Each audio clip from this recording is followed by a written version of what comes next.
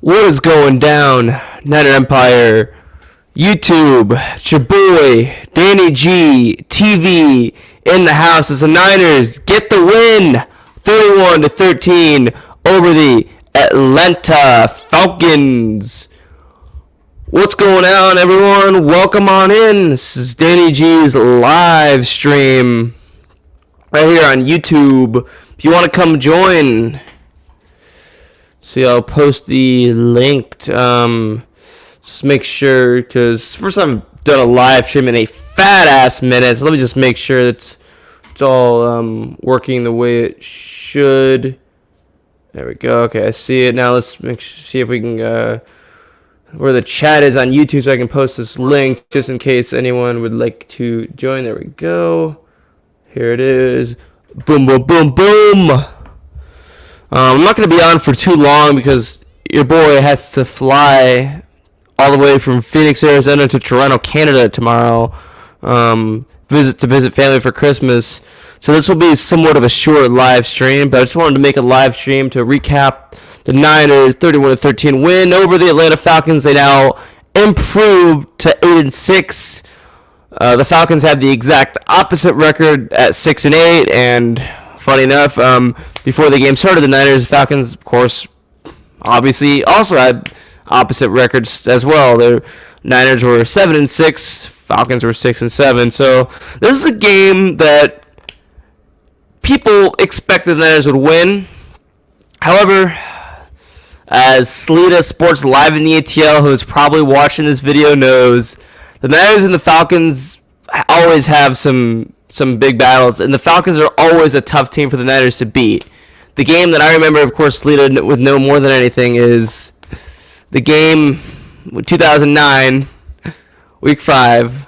I believe that was Week 5, yes, where they whooped our ass, and Slita, back then known as Outgoing 37, got a big kick out of it, and in fact, JD even had to mail him his hat. So, and I know David Slita has hated the Niners since the Niners and the Falcons were in the same division back in the 90s, and when Joe Montana, Steve Young, and Jerry Rice right here were tearing it up against them.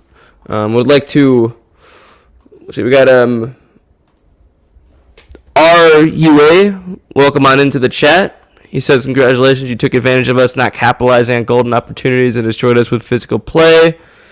Thank you for joining the stream, RUA. Appreciate it. If anyone wants to join, the link is up there. So the game started off, neither team scored in the first quarter, 3-3 in the second. And then Kyle Juszczyk gets the rushing touchdown that makes it 10-3. Falcons end up tying it, making it 10-10 after their touchdown. And so it looked like it was going to be a 10-10 game going into halftime. And you're already thinking, you're like, are we really going to be tied with the Falcons at halftime? Like, are we not going to make a statement here? Like, we're a much better team. We've been playing so much better as of late. Are we really not going to make a statement? Are we really going to only be tied with the Falcons going into halftime? So, of course, what ends up happening, though, as following Deebo Samuel's big receiving game in that same drive, because, of course, Deebo Samuel doing double duties, being both a receiver and a running back, was, by the way, would like to welcome good old Slita into the chat. Yes, it was a shit show for you, but it did not look like it was going to be that way right before halftime. Like, when it was 10-10, I was like, are we really going to let the Falcons, who have the opposite record as us, are we really going to let them be in this game? Like, that's what I thought. By the way, congrats on your Atlanta Braves again for winning the World Series. I see that in your profile pic and cannot mention that. I was rooting for you guys so hard to beat those damn Dodgers, so thank you again for beating the Dodgers. I cannot thank you enough for that. But anyway, so following Deebo's big receiving game, of course, the handoff to Deebo, he gets the rushing touchdown, and that makes it 17-10 Niners going into halftime. So it's 17-10 at halftime.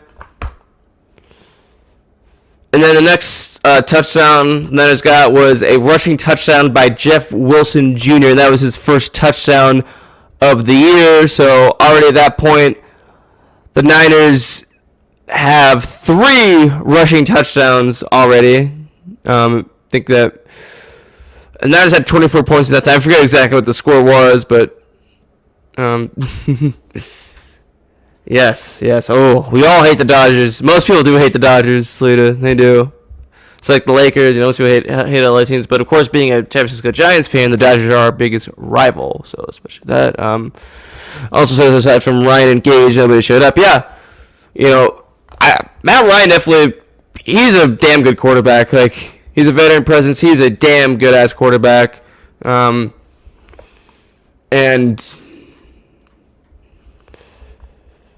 yeah, Russell Gage, he did well. He had 8 receptions, 91 yards, and a touchdown. By the way, Sleeta, good night. I got to go to bed somewhat soon because I still got to get ready for my trip to Canada tomorrow for Christmas vacation.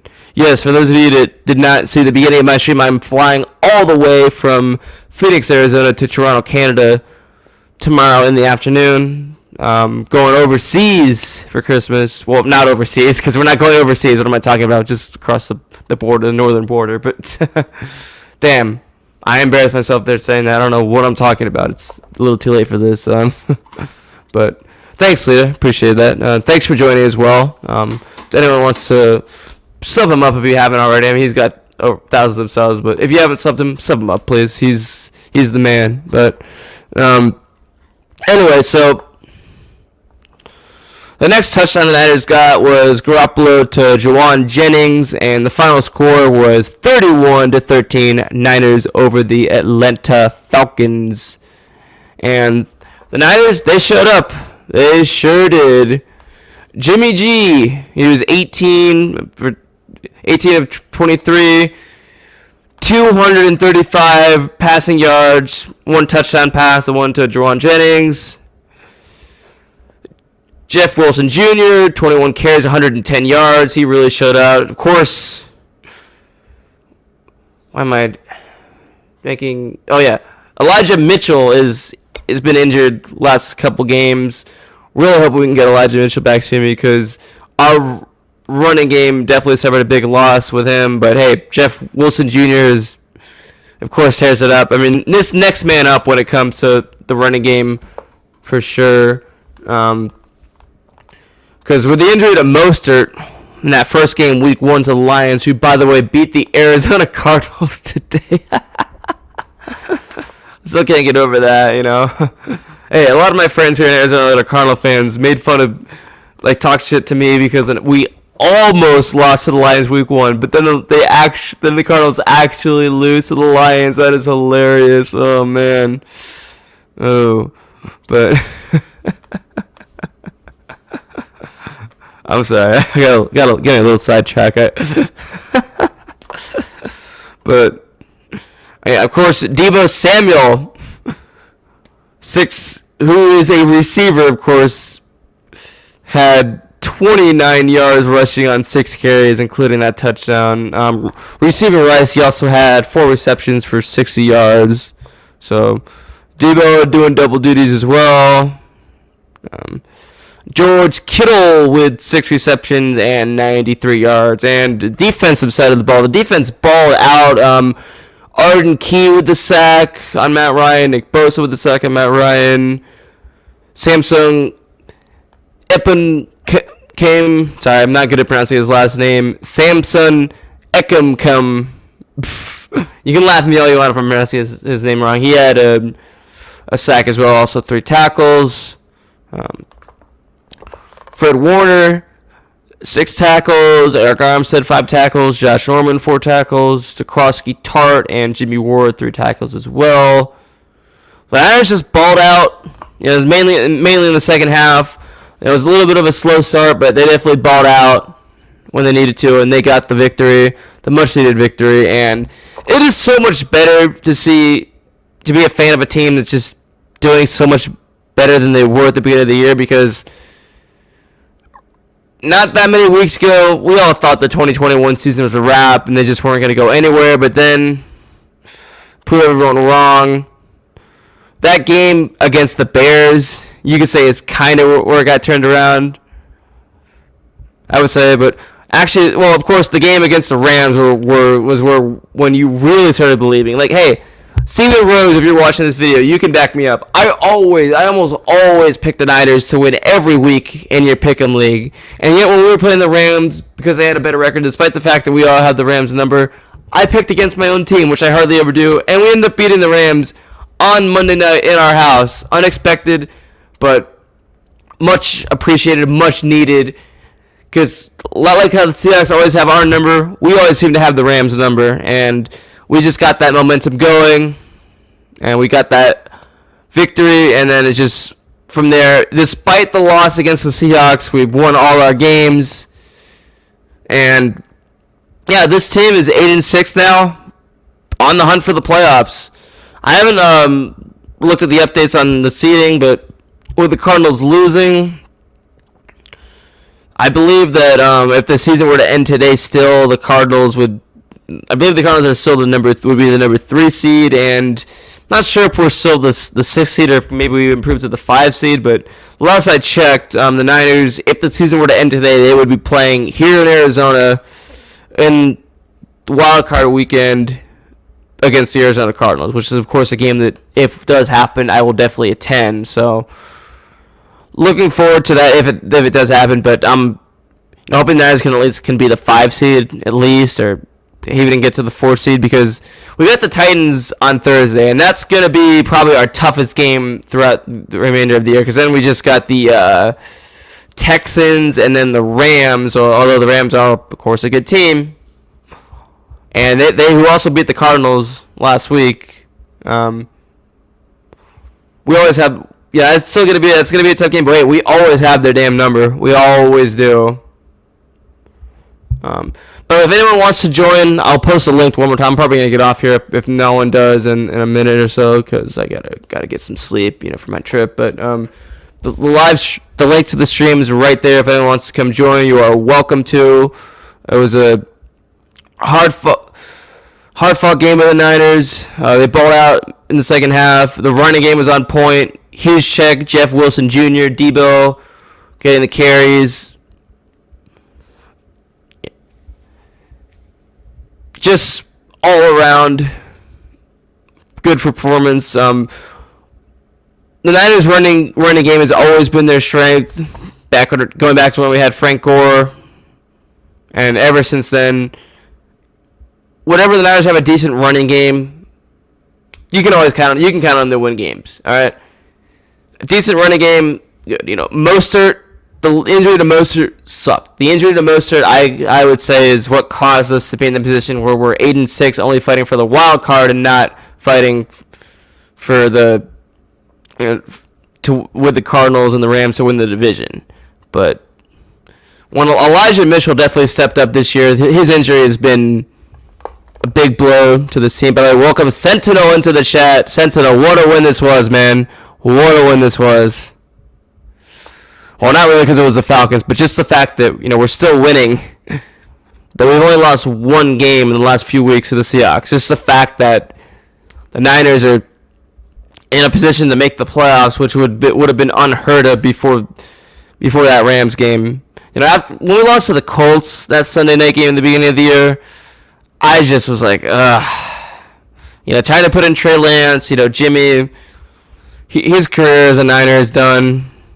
He needs to go to another team where he can get a better fit, which might even happen next year still. Because, after all we gave him for Trey Lance. But right now, Jimmy Garoppolo is our guy, and he's proving why he's our guy. And he just has looked so much better. So who knows? Hey, I have put down $25 on DraftKings because it's legal here now. And $25 bet, if the Niners somehow win the Super Bowl, your boy here wins $1,000, which, although I'm not predicting that to happen in any way, if we can make the playoffs, anything can happen, and it could happen. So if that happens, then Jimmy Garoppolo has to at least remain on the team, I would assume. I mean, who knows? We could still trade him for we still could trade him for value and then start Trey Lance next season, but Yeah, if we win the Super Bowl, I say Jimmy probably starts week 1 next year still. But hey, even if we win a playoff game and Jimmy plays well, balls out the rest of the year, it depends, on how he looks. Because 2019 in the playoffs, he did not look good. Vikings game that I went to, after he throws an interception, he just does not look good, and then basically we just run the ball the rest of the game. Let's go down. Ash Raider, welcome on in. Thank you for joining the stream. Hope you've been well. Love the Sharks and the Stanford in your profile pick. Not a big fan of the Raiders and the Yankees in your profile pick, but do love me some Stanford football and some Sharks hockey. Although I will admit I haven't been following Stanford football as much as I should, but because that, of course, was where I was born at Stanford Hospital. But yes, indeed, Ash Raider. Yes, indeed. And if anyone would like to join the stream, the link is right there down below. It's been a while since I've done a live stream here on YouTube. Yes, I didn't know you were a Dubs fan. I guess I assumed you probably would have been, since that would be your NBA team. Just because I didn't see it in your profile pic, I forgot to mention. Yes, Dubs, indeed. How about Steph Curry breaking Ray Allen's record for the all-time three-point champion, the three-point king, kind of like how Barry Bonds is a home run king. Steph Curry is now the three-point king, which, by the way, speaking of Barry Bonds, he was interviewed by Bonte Hill, Darrell Wright, and Chris Mullen on the local post-game show out on NBC Sports Bay Area, up in the Bay Area, which, of course, I could not see live, but saw on YouTube, of course. And Steph is the fucking GOAT, and Barry Bonds is the fucking GOAT when it comes. So we got two GOATs. When you got one GOAT recognizing the other, and the one Bay Area GOAT recognizing the other, was, of course, he signed off by saying, "Keep the records in the Bay, baby." There's nothing better than that, but hell yeah, Sentinel. Hey, what strain are you gonna smoke? If you're talking about weed, if you're talking about cigarettes, then I don't know much about that. But if you're smoking weed, please tell me what strain. I would like to know. But and yes, of course, Ash Raider. I am happy he did it at the Garden as well. Yes, Sentinel. Steph is the GOAT shooter. Yes, he is, indeed. Yeah, to do it at Madison Square Garden too. Of course, where back in 2014 he had that 50-point game. There was a 2013-2014 season. He had that 50-point game. That's just when he basically showed the world who he was, I think. So I think it was, of course, the most fitting thing. The best scenario would have been him doing it at home at the Chase Center. But him doing it at Madison Square Garden was definitely the second best option, especially with how historic the building is. And yes, of course, Barry Bonds should be in the Hall of Fame. So many other players in the Hall of Fame have done steroids, and I believe it's been rumored that they already did their vote, and he probably will not be in the Hall of Fame. I'm hoping that's not true, because that's just like a rumor I've heard. I think Damon Bruce was talking about that like the way that they reported how they're going to announce it in February kind of made it seem as if he wouldn't have been voted in, but hopefully that's not true, because I think this is the last year that he's even eligible to be voted in, which is ridiculous. It's just so ridiculous how the whole voting system goes with the Hall of Fame. But yeah, I know exactly. Like, steroids are not hitting 756 plus is insane. It just is. But yeah. And it was awesome actually seeing Barry Bonds, Ash Raider, and Sentinel. I would encourage you, if you haven't already seen it, to check out that interview. It's on YouTube with Barry Bonds talking about Steph Curry, because it's just one GOAT acknowledging the other, and just a lot of similarities. The only difference I would say is when Bonds was playing, a lot of media members said he wasn't as humble as he could have been. Of course, he probably didn't treat the media the best. Although Barry Bonds, of course, is definitely a nice guy.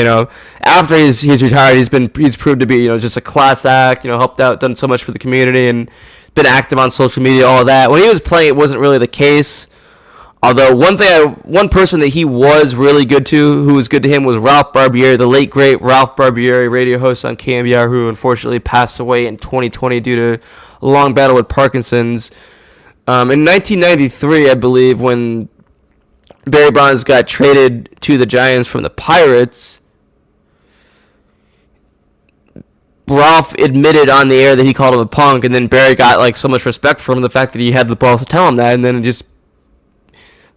then they became good friends, and Bonds treated him well as a media member. But yeah, Steph Curry, that's the only difference. Is Steph is just one of the most humble athletes in all of sports.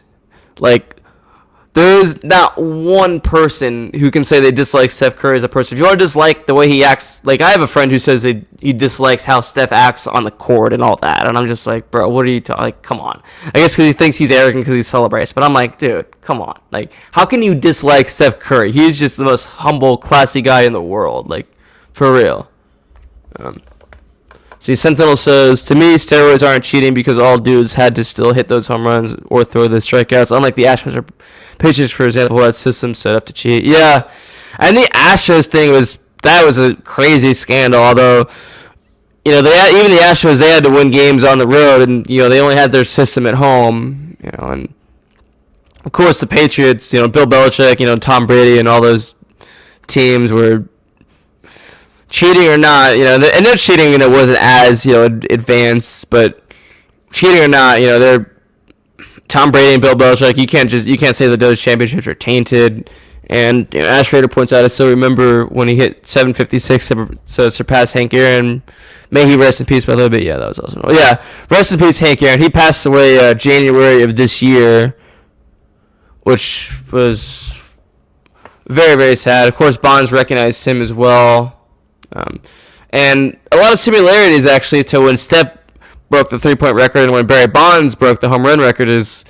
I remember which I remember that too. I was 10 years old, and I'm sure, which you would have been 10, because I remember, Ash Rader, you were telling me you were the same age as me. You were also 10 as well then, and it's actually a funny story. Kind of getting a little sidetracked here, but my mom actually on that day, like, because I don't know if you remember, Ash Rader, but like all the Giants games were televised nationally. Like, we told Bonds broke the record, and I would just watch all of them, and I saw him live, tying that game in San Diego where he tied Hank Aaron when he hit 755, and I remember that. And then my mom decides to surprise me because we moved from Palo Alto to Arizona in 2004, and then to 2007, my mom and I also went to a lot of Diamondback games, because they were just they were the local team, and they were fun to watch and all that. And so my mom decides to surprise me with a ticket, like, to a Diamondbacks game. And then I'm just hoping, I'm like, okay, I hope Bonds does not break the record tonight. And then sure enough, what happens? He breaks it that night. But of course, they showed it on the Jumbotron at Chase Field, and but yeah, I'm from Palo Alto originally, Ash Rader. I've lived here in Cave Creek, Arizona since I was 7, though. But yes, I am from Palo Alto. Whenever I go back to the Bay Area, I always like to drive back by that area and everything. Yeah, Hawk Haters, he's doing well, but just taking some time off from YouTube because his personal life comes before YouTube, but he's doing good. I'm sure he'll be back someday. Hiroski, welcome into the chat. He says Murray is overrated. See, he might be. Murray definitely is a talented quarterback. Like, he's a good rushing quarterback. He's good at passing. He's what I'm hoping Trey Lance ends up being, once he's fully developed. Yeah. Nice. Mountain View, nice. Sentinel, I love Mountain View. I love the Shoreline Amphitheater, the Shoreline Park in Mountain View. I don't know if you've been there. That is one of my favorite places in the world. Whenever I go back to the Bay Area, I always try to go there. Love that place. But yeah, let's see, what was I saying? But sorry, I got a little sidetracked there, guys. Sorry. Yeah, I love Charlotte. It's the best. I love the lake there and everything. And I've never been to a concert there, of course, because I was really young when I lived there. But that place is just awesome. Here's a question. So Jimmy Garoppolo is playing pretty well right now. Some bumps in the road here and there. Not like considered an elite quarterback by any stretch of the means, but he's doing what he needs to do. He's leading the team to victories. He's throwing downfield too. He's completing a lot of his passes because 2019 it seemed like the running game did a lot of the work, and Jimmy's just kind of just handed the ball off for a lot of times. The Saints game and the Arizona Halloween game that I went to were basically the only two games that you saw like Jimmy Garoppolo at his best. Now we see a much better Jimmy Garoppolo. Now here's the catch though. Because of all the draft picks that we gave, all the first round picks we gave up the next few years for Trey Lance needs to start next year. He just does. Like, unless we win the Super Bowl or unless we get really close, Trey Lance just has to start. Like, he does. So, my biggest concern is that Trey Lance won't be able to be developed as well because he just won't. He's barely getting any playing time this year. He just is. Like, in this Falcons game, like, I would have loved to see Trey Lance come in at the end, give Jimmy some rest and let Trey Lance get some experience. And yes, he's going to be learning from, he's sitting on the bench and learning the playbook from Jimmy. But, like, he needs reps. He just does because come next season, if Trey Lance is starting, he's going to be making the rookie mistakes that he would make this year. In next year, which would be basically his rookie season if he starts week 1. And, can a rookie quarterback lead you to the Super Bowl?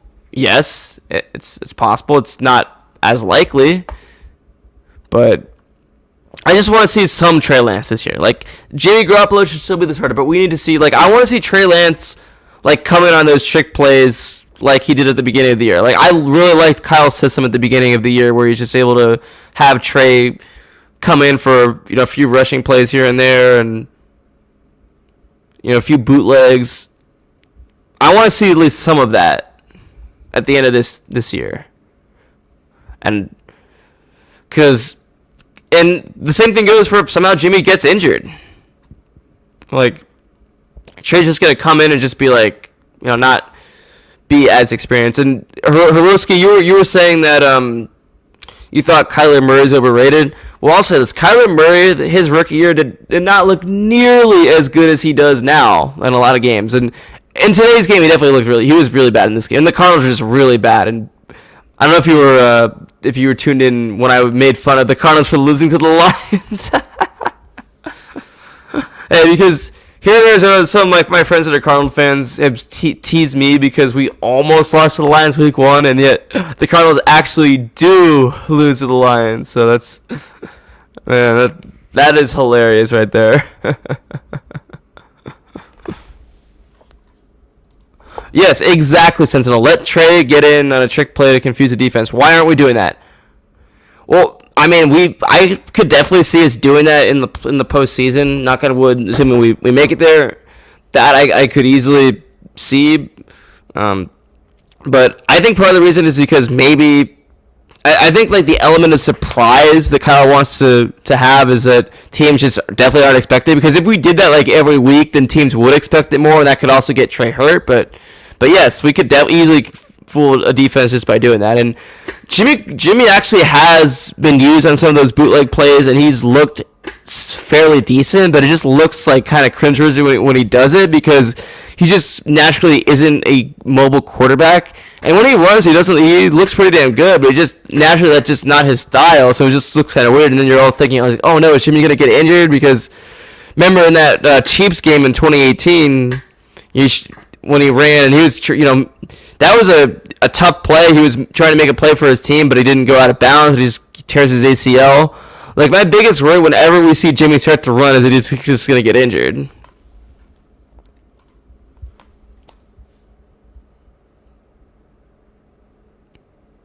Well, Sentinel, of course, if we're in the playoffs and Jimmy is struggling, that we will put in Trey Lance, like, no doubt about it. But just Trey Lance is going to be very inexperienced, most likely. I mean, hey, it would be awesome if somehow that happened and then Trey Lance just came in and tore it up, and then boom, we made it up. We go all the way to the Super Bowl with Trey Lance in. Like, that would be awesome. Like, but I mean, Trey has looked like in that in the Packer game.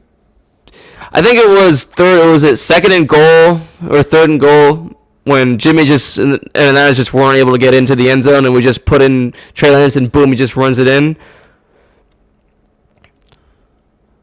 Like, that is like Trey Lance is capable of doing that. Trey Lance is good at those bootleg plays, at those running plays. But the main reason why I want to see Trey come in like towards like at the end of a game where the Niners are dominating like this game is so we can also get experience passing as well because I don't want the only threat that of Trey Lance to be his legs. I also want his arm to be as well. And of course he's being as high as a pick as he was, that of course he's capable of doing that. He did that in college, but we need to see him developed more this year because rookie QBs take a while to develop, and if he can't get developed at all this year, he's just gonna have to do it all from scratch next year. And if the Niners are actually trying to not rebuild next year and try to like be a Super Bowl contender next year, then we want to see a confident Trey Lance. We want to see an experienced Trey Lance.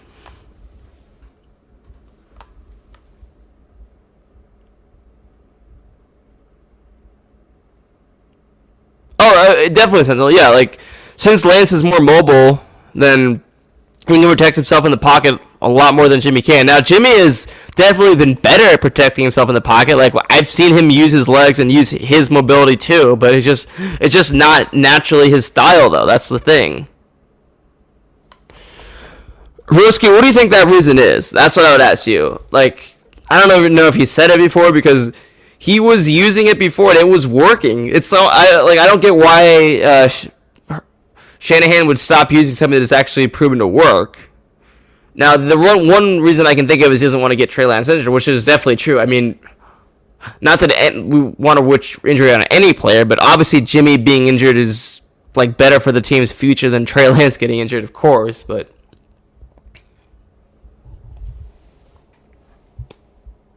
yeah, like the last game we saw him was that Jaguars game. I believe. Yeah, that was the last game we saw him was at the end of that Jaguars game. We have not seen him since then at all.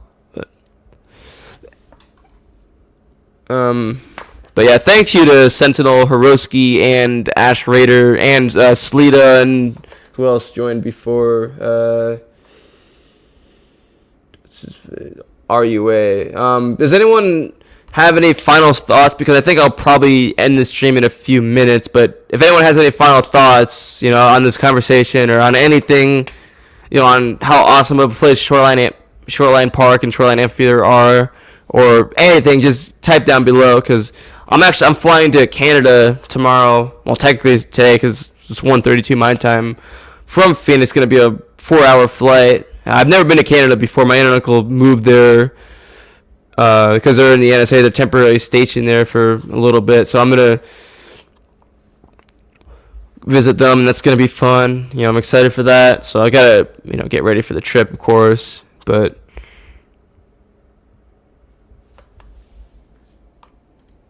oh, yeah, that was because, Key would have gotten 2 sacks. Arden Key would have gotten 2 sacks if it wasn't for that. He had the 1 sack I'm at right before. Yeah, he would have gotten 2 if it wasn't for that. Yeah, that was definitely BS. But and shout out to everyone at the Varsity Tavern in Tempe, the AZ Niner Empire chapter. I always go there well, I don't always, but a lot of times a year I like to go there to watch games. It's a big Niner bar. It's kind of a little bit of a drive for me, 45 minutes all the way in Tempe, but it's awesome. I love it there. I've known the people there for years. It's a huge Niner group. So if any Niner fan is ever in Arizona, check out the Varsity Tavern in Tempe. A great place to watch the games. They get lit. You get touchdown shots. Whenever you get a touchdown, they give you a shot. It's awesome. It's just love it there. And actually, that would have been his 3rd. Oh yeah, he had 2 sacks. My bad, Aroski. My bad. Let me go up. What was the contest you guys said that you saw? Ash Raider pointed out that Bonds also had the most walks in MLB history, and it was the 8-time Gold Glove winner. Yeah, I remember that so well when Bonds would just get intentionally walked, and they would have the chicken things at the parks. Those were awesome. Good times.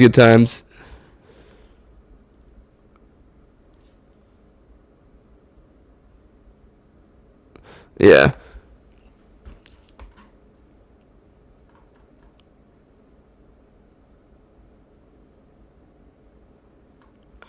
Or let's see. Okay, I have the stats right here. Let's see. Did he have two? No, he only had one. He only had one. He only had one sack.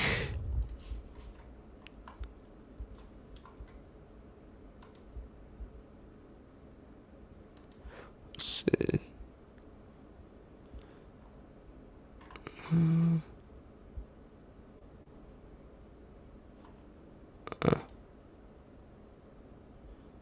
I gotta admit, I'm not familiar with any of these groups that you guys saw, but any of these bands. But I know they have lit concerts at Shoreline, though.